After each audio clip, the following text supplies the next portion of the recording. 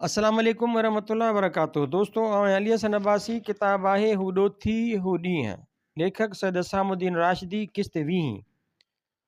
उन ई मुशाइरे में मां पहिरियों दफ़ो नवाज़ अली नियाज़ खे शाइर जे हैसियत में ॾिठो। वरना हूअं त हर रोज़ु हनीफ़ जे जाइ अॻियां खेसि ईंदे वेंदे ॾिसंदो हुयुसि। तुर्की टोपी, कोट पतलून, कॾहिं कॾहिं सुथण कमीस, पाण अॻु में ॻाढ़े पटके सां पटे वालो पुठियां। उन वक़्तु मरहूम लाड़काणे सब जेल जो जेलर हो, जिते हनीफ़ जा पिणु केतिरा असील वाड़ियल हूंदा हुआ। उहो ई त सबबु हो जो हनीफ़ जॾहिं खेसि खिली खीकारींदो हो त उन में जोश, जज़्बो ऐं के क़दुरु न्याज़ ऐं निवड़त हूंदी हुई। उहा सुध कान हुई त सब जेल जो उहो जेलर जेको पटे वालो पुठियां लायूं लकुणु लोॾींदो, कंधु हेठि कयूं, कुझु सोचींदो, क़दम खणंदो वञे थो, अॻिते वधंदो, सो न फ़क़ति लाड़काणे बल्कि सॼी सिंध जे शाइरीअ में चोटीअ जो शाइर आहे। ख़ादिम लाड़काणवी त मुंहिंजो उस्तादु हो। मरहूम ग़ुलाम अली मसरूर पहिरियों पहिरियों उते ॾिठुमि। थुल्हो मतारो मुड़ुसु, ख़ाल ख़ाल अछा, अंग्रेज़ी कट ते वार, ॾाढ़ी मशीन ते वरितल ऐं छह पर वॾा। बैराज ऑफिस में हज़रत ख़ादिम सां गॾु क्लार्क हो। मिजाज़ जी लिगार उन्हनि ॾींहंनि में ई लॻल हुयसि। लेकिन रिटायर्ड करे जॾहिं वञी शिकारपुर रहियो तॾहिं त मथसि एॾो ग़लबो थियो जो संद संद वठिजी ऐं वकोड़जी वियुसि। आमी लटा लाहे खणी गेड़ू रतो जामू ढकियाई, यकतारो ऐं राग राति ॾींहं तन में उहा ई तंवार हुयसि। मौत सां मुलाक़ाती घणो पोइ थियो, पर उन खां केतिरो अॻु ई उहो हिन दुरंगी दुनिया खां धार थी कंहिं ख़ासि मक़ाम में दाख़िल थी चुको हो। शाइरी कंदे लोणनि मंझि लपाट असां उन ई शख़्स खे लॻंदे ॾिठी। घणो करे त ॿिन्हिनि जहाननि जी बाज़ी खटी वियो। हाय हाय मियां ग़ुलाम सरोवर क़ादरी मरहूम लखी मुड़ुसु ऐं लुॾण इंसान हो। हमेशह पियो खिलंदो, अहिड़ो मासूम जहिड़ो नंढड़ो ॿारु। दुनिया जे तेरीअ मेरीअ मां असुलु न ॼाणंदो, ख़ालिस शाइर, हर वक़्तु या त शेर ठाहिण में मसरूफ़ मिलंदो या शेर ॿुधाइण में मशग़ूल। दोस्त, वाक़िफ़, संगती ऐं साथी, पोइ उहो शेर सम्झे या न सम्झे, लेकिन जिते ऐं जंहिं हालत में हथु अची वेंदुसि उनखे उते ई बीठे खड़े ताज़ो ग़ज़ल ॿुधाए छॾींदो। कुझु ख़ैराफ़ियत ऐं ज़माने जा हाल अहिवाल जे ॿुधंदड़ तकिड़ो न हूंदो त उन खां पोइ साणसि ओरींदो। मरहूम खे उन ई अमल ते ॾाढो दस्तरस हो।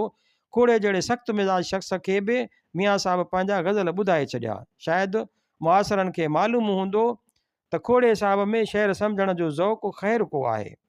मरहूम स्कूलनि जो इंस्पेक्टर हो, लेकिन नौकिरी नौकिरीअ ख़ातिर न बल्कि वांदकाईअ जी विरूं लाइ कई हुआईं।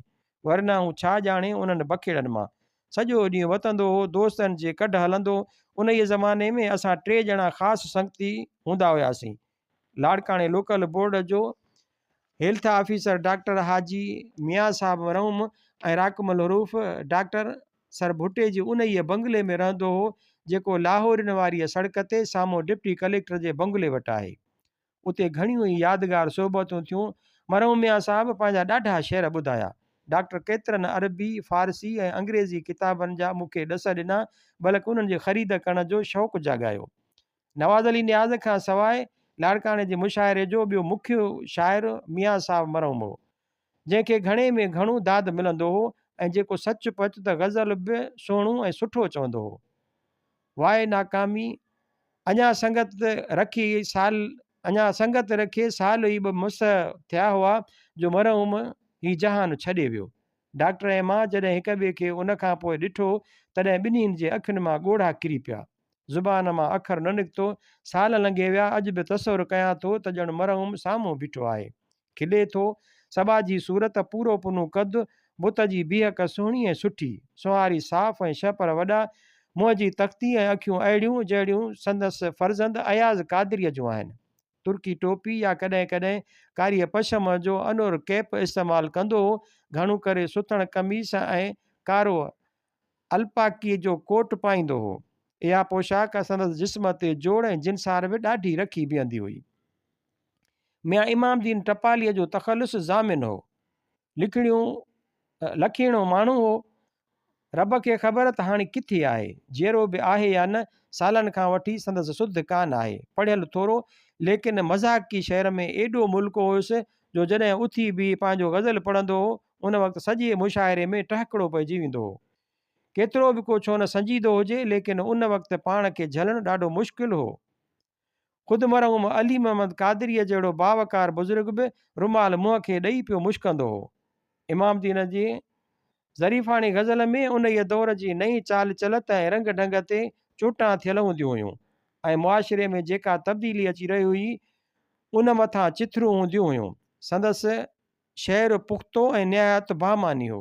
सभिनी खे पियो वणंदो हो। मुड़ुसु कद जो लंबो ऐं छड़क हो। ॾाढी मशीन ते वरितल ऐं मुछा जेतोणीकि मुछाड़ न हुयसि, ताहम के क़दुरु वॾियूं पटको ॾाढे अनोखे अंदाज़ में ॿधंदो हो ऐं सॼी कन वटां डिघो तुरो छॾींदो हो। पेंसिल सदाई कन ते रखियल हूंदी हुयसि, जीअं टपालियुनि या अरिज़ी नवेसनि जो दस्तूर आहे। जॾहिं खिलंदो हो त भाइबो ॾेखाव लाइ न, बल्कि सच पच त दिलि सां खिले थो। तंज़ ऐं मज़ा में नसर ख्वाह नज़म लिखंदड़ असां वटि ॿिया बि उन वक़्तु चोटीअ जा माण्हू हुआ। सभिनी में वॾो ग़ालिबन मेहड़ वारो रईस शमसुद्दीन बुलबुल हो, जंहिंजो नेचुरल क्रीमा ऐं ॿिया तंज़ जा इशार मशहूरु आहिनि। अंग्रेज़ी तमदन ते जेकी टहलूं हिन कयूं से ॿिए कंहिं कोन कयूं। उन खां पोइ संदसि हम असर ऐं शायदि हम उमिरि सिंध जो बेपनाह तंज़ नवीस ऐं गज़ब जो हिजोगो हो असांजो मरहूम मोहम्मद हाशिम मुख़लिस, जंहिं मुस्लमान अख़बार जे ज़रिए पंहिंजे दौर जे ग़लति माण्हुनि ऐं ग़लति तहरीकुनि जा छोॾा लाहे ऐं खंधा खणी छॾिया। मुस्लमान अख़बार दर हक़ीक़त बम गोलो हुई, जंहिं ते किरी उन खे साड़े ॿारे रखियाईं। वॾा वॾा मथेर मुड़ुस दस्तबदवा हूंदा हुआ त शल मुख़लिस खान पासो करे लंघे। ख़िलाफ़त तहरीक जी इब्तिदा थी। साईं महबूब शाह झंडाई सिंध में पेश पेश हो। खेसि उहा सुध कान हुई त ही क़ौमी इश्क आहे। मिजाज़ी इश्क खां बिल्कुलु निरालो, औखो ऐं अणांगो। चंद ॾींहंनि बाद जॾहिं जेल में पियो, तॾहिं संदसि अखि खुली वली इफ़्ताद मुश्किल हा वारो मामिलो अची बणियो। पीर माण्हू थुलो मतारो अची ग़रीब खे हवेली यादि पई ऐं मुरीदनि जो पूर पियुसि। लिक चोरी मुआफ़ी वठी अची दरगाह ते दम पटियाई। मुख़लिस मरहूम जो वारो वरी आयो। हिकु तवील हिजोया ग़ज़ल संदसि शान में चयाई। हेठीं सिट यादि अचे थी, ग़ालिबन उन मां ई मरहूम माफ़ीअ जी तारीख़ कढी हुई। महबूब शाह कांच में टोरो करे रखियो। डॉक्टर हाजी ग़ुलाम हुसैन क़ासिम ॼम 9 जुलाई 1891, वफ़ात 15 नवंबर 1974 ईस्वी, उमिरि 83 वरिया। मुख़लिस मरहूम अरबा 31 अगस्त 1932 ईस्वीअ जो सिंध ज़मींदार में अची रहियो, जितां 1 सेप्टेम्बर 1932 ईस्वी ख़मीस ॾींहुं असांजो अची महिमान थियो। ग़ालिबन उहो आख़िरी दफ़ो असांजी मुलाक़ात थी, वरी कोन मिलियासीं। महबूब शाह लाइ किथे मुंहुं लिकाइण जी जाइ न बची। ॿियो बुज़ुर्ग हो मौलवी निज़ामाणी तराबाबील जो एडिटर। ज़रा ज़ोद रंज ऐं मौलवियाना तबियत जो माण्हू, कदावर छड़क बुत ऐं दमकशीअ जो टोकारो शमसुद्दीन बुलबुल मुख़लिस ऐं मौलवी निज़ामाणी हजो नवेसीअ जा सिंध में मौजिद ऐं बुनियादी पत्थर हुआ। अख़बार अंदरि मिज़ा नवेसीअ जी इब्तिदा उन्हनि ई कई। मतिलब त नज़म ख़्वाह नसर में हिननि जे तुफ़ेल सिंधी अदब जी उहा सिन्फ़ आसमान ते पहुती। मुख़लिस ऐं निज़ामाणीअ जे लिखण में कॾहिं तलख़ी बि अची वेंदी हुई, लेकिन बुलबुल मरहूम जे नज़म में निज तंज़ ऐं मज़ाह थींदो हो।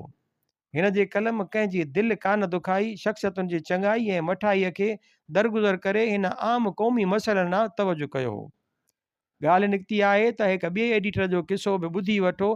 नौशर फ़ैरोज़ वारो असांजो रईस नजमुद्दीन हफ़्तावार अल नजम जो मुदीर शहीर मरहूम अगरचे तबन मिज़ाह नवीस न हो, लेकिन संदसि नसर अज़ ख़ुदि मज़ाक बणिजी पवंदो हो।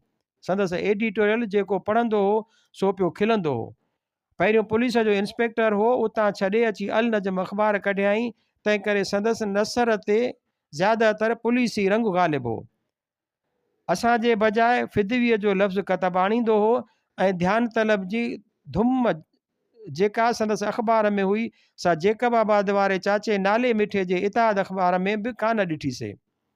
हर मामले ते ध्यान तलब हुज़ूर डिस्ट्रिक्ट सुप्रीडेंट साहब बहादुर ज़िलो नवाबशाह, ध्यान तलब हुज़ूर ज़िला जनाब कलेक्टर साहब हादिर दाइम इक़बाला। उहे हुआ आम उनवान मरहूम जे अख़बार जा। एडिटोरियल ईअं लिखंदो हो ॼण पुलिस थाणे जी डायरी आहे या कंहिं कांस्टेबल फर्स्ट रिपोर्ट लिखी आहे। ख़ुदा बख़्शेसि ॾाढो सभा जो नेक सीरत ऐं नेक सूरत हो। डिघो सनू मथे ते डबल शेर गोलो, तुर्की टोपी, गुल पुठियां जे बजाए अॻियां पियो लड़कंदो। वार सफ़ेद, अखियुनि ते सोने फ्रेम सां ऐनक ऐं नक हेठां मुछुनि जो ॿेड़ो।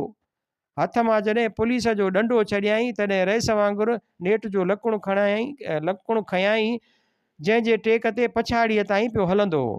जॾहिं सिंध ज़मींदार सिटी कोर्ट जे साम्हूं आई तॾहिं हिकु दफ़ो अची असां वटि ॾींहुं भॻाई ऐं ॾुपरो कयईं। सबाजो ऐं सादो अहिड़ो एडिटर मूं कोन ॾिठो। कच असुलु कोन, निज सचो सोन हो। जॾहिं पाण ॾांहुं इशारो करणो हूंदो आहे तॾहिं एडिटोरियल में एडिटर असांजो लफ़्ज़ कतबु आणींदा आहिनि। विधीअ जो लफ़्ज़ पुलिस जमादार पंहिंजी डायरियुनि में ऐं सब इंस्पेक्टर बा अमलदारनि ॾांहुं वेंदड़ लिख पढ़ में लिखंदा आहिनि।